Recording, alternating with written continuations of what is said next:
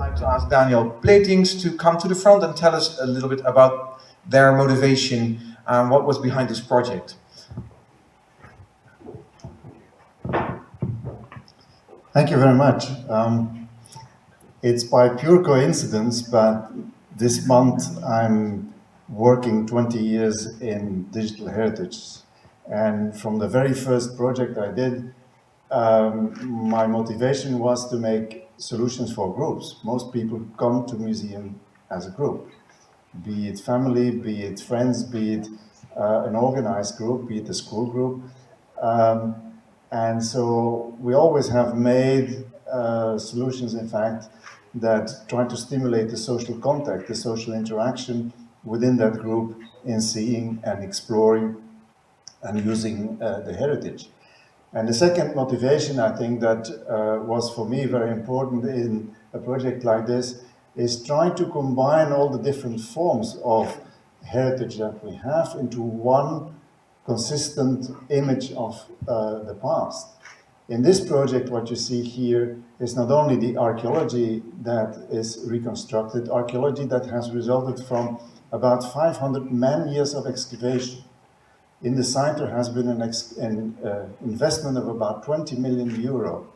So all these results, in fact, have been taken together here in this project.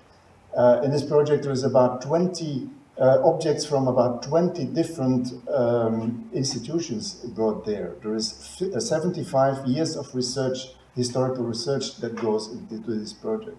So in this way, all these things accumulate into one consistent visualization that is interactive, just with gestures, very natural interaction. And that is what we try to do, and that is also what I hear from the people that are using it now, that they are very, very pleased to interact with it, to use it as a virtual tour or as an educational game, because it can do both things at the same time. So that's a bit of my motivation behind it. Thank you so much. I went on to study English literature and computer science and so on, and then I sort of came away from that for a while. And this game, in many ways, for me, is a return to those early passions. This idea of engaging with literary heritage in a way, using technology and using games, as a way to engage with that heritage. And the game that you see here is interesting because it's based on Dracula, obviously, right? And what happened to me was I ended up in, being from Denmark originally, I ended up in Dublin in Ireland in Trinity College, where, as it happened, Bram Stoker used to be a student.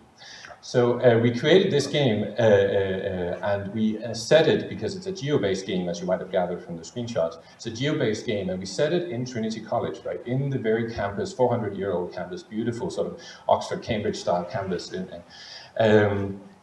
And we set it in the very space, the physical, historical space that Bram Stoker used to inhabit. And it was quite active in college life, so we know that he would have spent a lot of time in this space.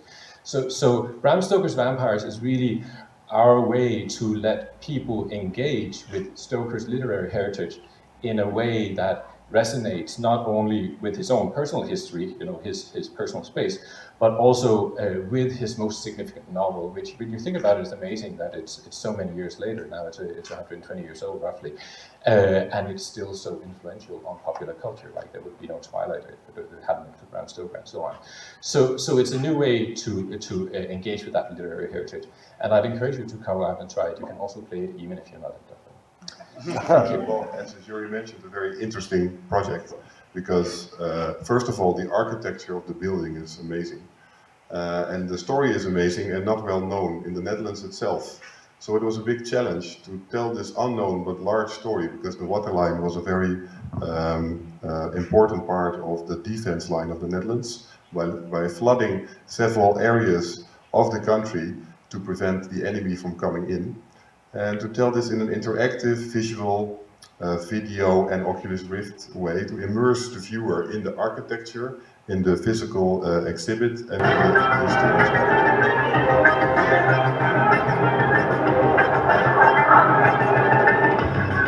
Number 1949, the winner of the